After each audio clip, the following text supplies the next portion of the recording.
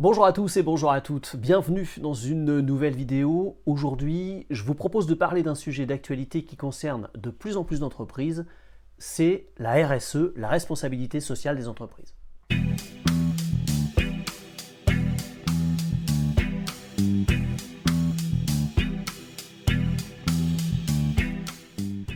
Une définition communément admise de la responsabilité sociale de l'entreprise la présente comme la transposition des principes du développement durable dans le management des entreprises.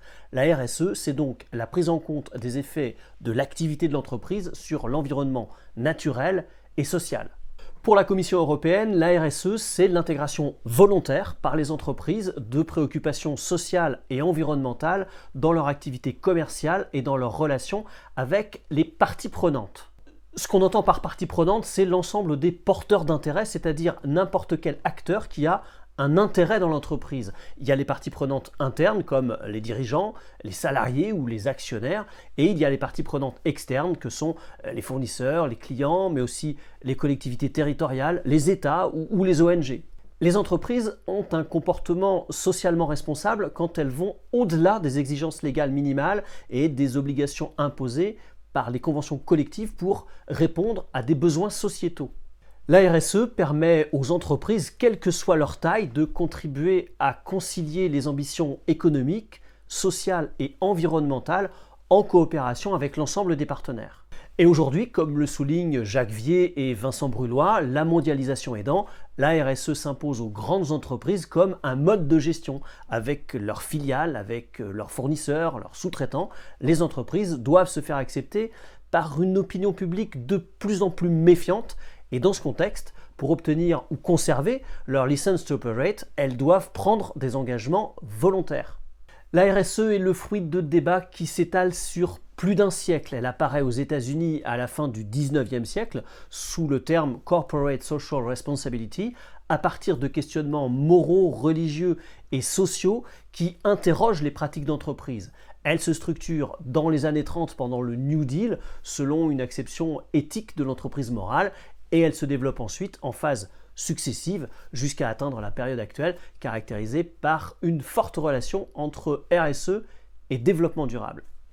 En fait, comme le souligne Christophe Lebarbier, la RSE se développe à la faveur d'une mutation des équilibres de régulation du capitalisme dans un contexte caractérisé par plusieurs choses. L'augmentation des attentes de la société vis-à-vis des entreprises, la globalisation planétaire de certains enjeux de développement, l'augmentation de l'impact des activités économiques sur les communautés et sur les territoires, et enfin, le développement du rôle de la société civile. Pour Corinne Gendron, la RSE peut s'analyser comme une tentative de réponse des entreprises aux demandes parfois nouvelles de la société et aussi comme le symptôme d'une contestation globale de la légitimité des entreprises. Dans une perspective néoclassique, Jean Tirole explique pourquoi les entreprises développent des pratiques de RSE à partir de 4 logiques qui peuvent se combiner entre elles.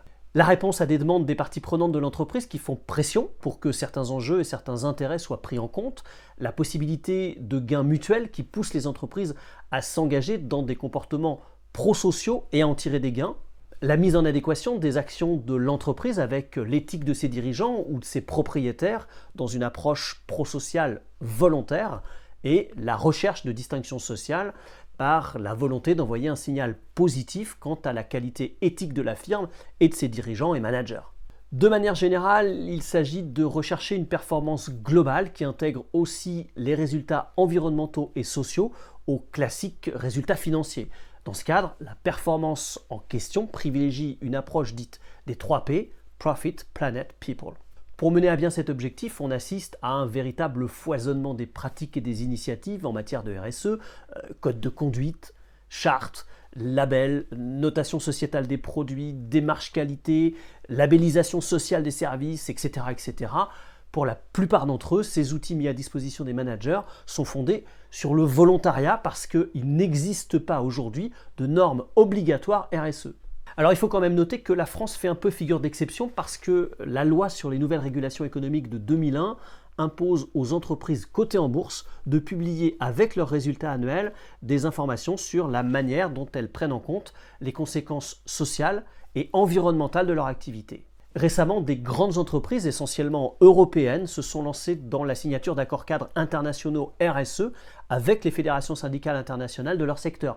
Ce sont des accords qui portent sur tous les aspects de la RSE, y compris les questions environnementales, et ça constitue, vous vous en doutez bien, une petite révolution dans le dialogue social traditionnel.